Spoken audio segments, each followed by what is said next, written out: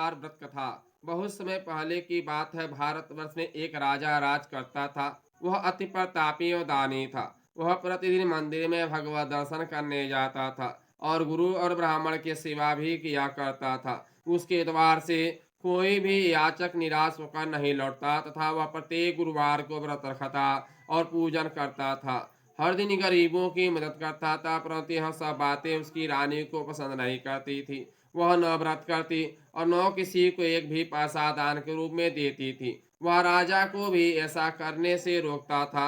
यह उस समय की बात है जब राजा शिकार खेलने वन को चले गए थे। महल में सिर्फ रानी और दासी थी। उस समय गुरु बृहस्पतिदेव एक साधु का रूंढण का राजा के दरवाजे पर भिक्षा मांगने आए। साधु ने रानी से भिक्षा मांगी तो वह कहने लगी कि हे साधु महाराज, मैं सदान पुण्य से तंग आ गई हूँ। इस काम के लिए तो मेरे पतिदेव बहुत हैं। अब आप ऐसी कृपा करें कि सारा धन नष्ट हो जावे ताकि मैं आराम से रह सकूं। साधु का वेश धर स्थिति ने कहा, हे देवी, तुम तो बड़ी विचित्र हो। संतान धन से कोई दुखी नहीं होता, इसे सभी चाहते हैं। पापी भी पुत्र धन की इच्छा करता है। अगर तुम्हारे पास धन बहुत है तो भूखे मनुष्यों को भोजन कराओ, ब्राह्मणों को दान दो, प्याऊ लगवाओ, धर्मशालाएं बनाओ, कुआं तालाब बावरी बाग बगीचे आदि बनाओ तथा निर्धनों की कुमारी कन्याओं का विवाह कराओ। साथ ही अज्ञात करो। इस प्रकार कर्मों से आपके कुल और आपका नाम पर लोक में प्रसिद्ध होगा एवं तुम्हें भी स्वर्ग की प्राप्ति होगी। किंतु वह मूर्ख रानी साधु की इन बातों से खुश न हुई। वह बोली, हे साधु महाराज, मुझे ऐसी संपत्ति की भी आवश्यकता नहीं जो मेरे काम न आए, तो जिसको मैं रखने और संभालने में ही सारा समय नष्ट हो जाए। साधु ने रानी को समझाने का बहुत प्रयास किया, परंतु रानी अपनी बात पर अडिग रही। तब साधु ने कहा, हे देवी, यदि तुम्हारी ऐसी इच्छा है तो ऐसा ही होगा। मैं तुम्हें बताता हूँ, तुम वैसा ही करना। बृहस्पतिवार के दिन घर को गोबर से लीपना, अपने केसों को पीली मिट्टी से धोना, केसों को धोते समय स्नान करना, राजा से कहना कि वो अभी हजामत करवावे, भोजन में मांस मदिरा खाना, कपड़ा धोबी के यहाँ धुलने डालना। इस तरह 7 बृहस्पतिवार निरंतर करने से तुम्हारा सब धन नष्ट हो जाएगा। ऐसा कहकर साधु रूपी बृहस्पति देव अंत ध्यान हो गए। रानी ने साधु के कहे अनुसार ही भरपेट 7 बृहस्पतिवार वैसा ही करने का विचार किया, तो साधु के बताए अनुसार कुएं करते हुए से केवल 3 ही बृहस्पतिवार बीते थे कि उसकी समस्त धन संपत्ति नष्ट हो गई। कहे अनुसार ही भरपेट भोजन के लिए भी दोनों से परिवार तरसने लगा तथा सांसारिक भोगों से दुखी रहने लगा। इस प्रकार के अभावग्रस्त से जीवन से तंग आकर एक बार राजा रानी से कहने लगा कि हे रानी, तुम यहाँ पर हो, मैं दूसरे देश को जाता हूँ, क्योंकि यहाँ पर मुझे सभी मनुष्य जानते हैं, इसलिए मैं यहाँ कोई कार्य नहीं कर सकता। देश चोरी पर देश भीख के समान है। ऐसा कहकर राजा परदेश चला गया। वहां जंगल से लकड़ी काट कर लाता और उन्हें मैं शहर में बेचकर जीवन यापन करने लगा। राजा के जाने के पश्चात इधर उसके बिना रानी और दासियां दुखी रहने लगी। किसी दिन भोजन मिलता, किसी दिन जल पीकर रहना पड़ता था।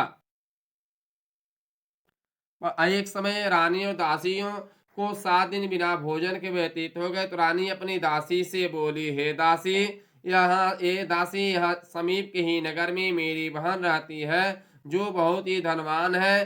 तू इसके पास जा और वहां से 5 सिर भेजर जौ मांग कर ले आ, जिससे कुछ समय के लिए गुजर बसर हो जाएगी। दासी उसकी बहन के पास गई। बृहस्पतिवार का दिन था। रानी की बहन उस समय ध्यान मग्न होकर पूजा कर रही थी। दासी ने रानी की बहन से कहा कि हे रानी, मुझे आपके पास आपकी बहन ने भेजा है, मुझे 5 से भेजर दे दो।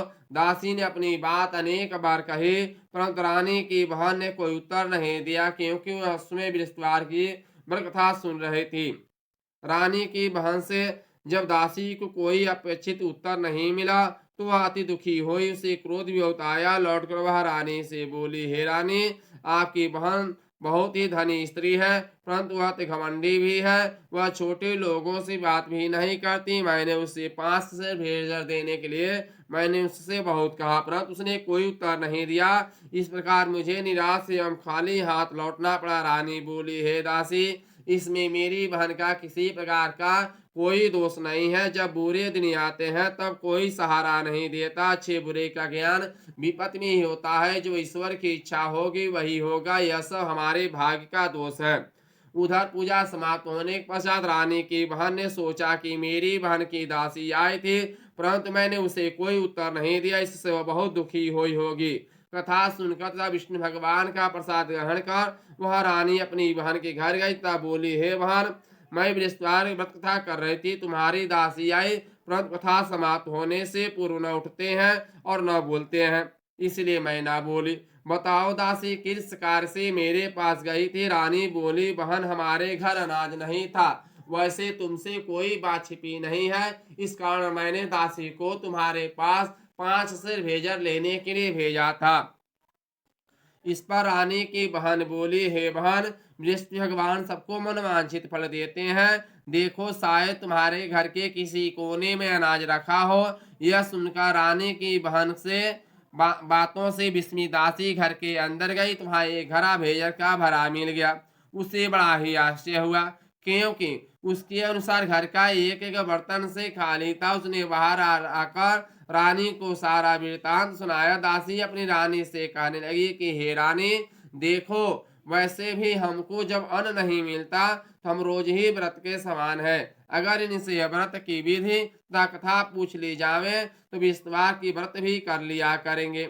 और फिर दासी के कहने पर रानी ने अपनी बहन से बृहस्पतिवार व्रत पूजन विधि एवं नियमों के बारे में विस्तार से पूछा। उन्होंने बताया, जो बृहस्पतिवार के व्रत में चने की दाल और मुनक्कों से विष्णु भगवान का केले की जड़ में पूजन कर दीपक जलाता है, पीला भोजन करता है, पीले वस्त्र धारण करता है तथा प्रेम पूर्वक विष्णु भगवान की कथा सुनता है, इस प्रकार करने से गुरु भगवान उस भक्त से प्रसन्न होते हैं, धन न पुत्र देते हैं, मनोवांछित मनोकामना पूर्ण करते हैं। फिर व्रत एवं पूजन की विधि बताकर रानी की बहन अपने घर को लौट गई। तत्पश्चात रानी और दासी दोनों ने निश्चय किया कि बृहस्पति भगवान का व्रत हम पूजन जरूर करेंगे। 7 दिन पश्चात जब बृहस्पतिवार आया तो दोनों ने व्रत किया। घुड़साल में जाकर चना और गुड़ मिलाया, उसकी दाल बनाकर केले की जड़ में विष्णु भगवान का पूजन किया। वह पीला भोजन कहाँ से आवे, यह सोचकर दोनों बड़ी दुखी हुई, परंतु उन्होंने व्रत किया था, इसलिए बृहस्पति भगवान उनसे प्रसन्न थे। एक साधारण व्यक्ति के रूप में 2 थालों में सुंदर पीला भोजन लेकर आए और दासी को देकर बोले, हे दासी, यह भोजन तुम्हारे रानी दोनों के लिए है, तुम दोनों ही इसे ग्रहण करना। दासी भोजन पाकर अति प्रसन्न हुई और रानी से बोली, हे रानी जी, भोजन कर लो। रानी के भोजन के विषय में कुछ पता नहीं था, इसलिए वह दासी से बोली, जा तू ही भोजन कर, क्योंकि तुम्हारी व्यर्थ में से उड़ाती है। दासी बोली, हे रानी, एक व्यक्ति इसलिए भोजन दे गया। रानी बोली, वह भोजन तेरे लिए दे गया है, इसलिए तू ही भोजन कर। दासी ने कहा, हे रानी, वह व्यक्ति इन दोनों को 2 थालों में भोजन दे कर गया है, अतः मैं और आप दोनों ही साथ साथ भोजन करेंगी। फिर दोनों ने गुरु भगवान को धन्यवाद नमस्कार कर भोजन प्रारंभ किया। उसके बाद से दोनों प्रत्येक बृहस्पतिवार गुरु भगवान का व्रत और पूजन करने लगी। बृहस्पति भगवान की कृपा से उन दोनों की भोजन धन की कमी दूर हो गई, परंतु रानी फिर पुनः प्रकार आलस करने लगी। तब दासी ने कहा, हे रानी, आप पहले भी इसी प्रकार आलस करती थी। आपको धन संभालने एवं दान देने में कष्ट होता था, इसी कारण सभी धन नष्ट हो गया। अब गुरु भगवान की कृपा से धन मिला है तो फिर आपको आलस हो रहा है। बड़े कष्टों के बाद आपने धन पाया है, इसलिए आपको दान पुण्य करना चाहिए। भूखे मनुष्यों को भोजन कराओ, ब्राह्मणों को दान दो, प्याऊ लगवाओ, धर्मशालाएं बनाओ, कुआं तालाब बावरी आदि का निर्माण कराओ, कुंवारी कन्याओं का विवाह कराओ, मंदिर पाठशाला बनवा कर दान दो, धन को शुभ कार्यों में खर्च करो, जिससे आपके कुल का सम्मान बढ़े तो आपको स्वर्ग प्राप्त हो, पित प्रसन्न होंगे। दासी की बात मानकर रानी ने इसी प्रकार के सदकर्म करने के प्रारंभ किए तो उसका काफी यश फैलने लगा। कुछ दिन बाद एक दिन रानी और दासी आपस में विचार करने लगी कि न जाने राजा किस दशा में होंगे, उनकी कोई खोज खबर नहीं है। रानी राजा की खबर न पाकर उदास रहने लगी। गुरु भगवान से उन्होंने प्रार्थना की। भगवान ने रात्रि में राजा को स्वप्न में दर्शन देकर कहा, हे राजा, उठ, तेरी रानी तुझको याद करती है, तू अपने देश को लौट जा। राजा प्रातः का उठा, वह सोचने लगा कि मैं किस प्रकार रानी के पास खाली हाथ जाऊंगा, मेरे पास तो कुछ भी नहीं है। स्त्री जाति खाने पाने की साथी होती है, पर प्रभु की आज्ञा मानकर वह अपने नगर के लिए चलने को तैयार हुआ। परदेश में राजा बहुत दुखी रहने लगा। प्रतिदिन जंगल में से लकड़ी भी निकाल लाता और उसे शहर में बेचकर अपने दुखी जीवन को बड़ी कठिनाई से व्यतीत करता था। एक दिन राजा दुखी होकर अपने पुराने दिनों को याद करके रोने लगा।